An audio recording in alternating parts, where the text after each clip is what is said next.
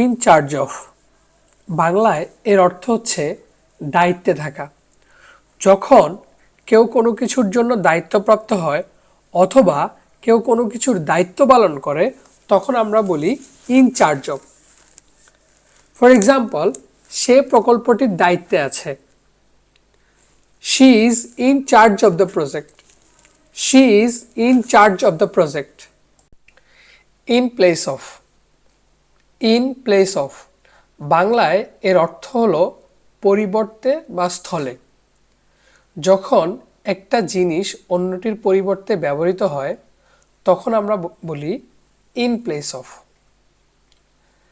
For example, সে আজ তার সহকর্মীর স্থলে কাজ করছে। She is working in place of her colleague today. She is working in place of her colleague today. On behalf of এর অর্থ হচ্ছে পক্ষে বা নির্দেশে। যখন আমরা কারো পক্ষ হয়ে কথা বলি বা কাজ করি তখন আমরা বলি অন বিহাফ অফ।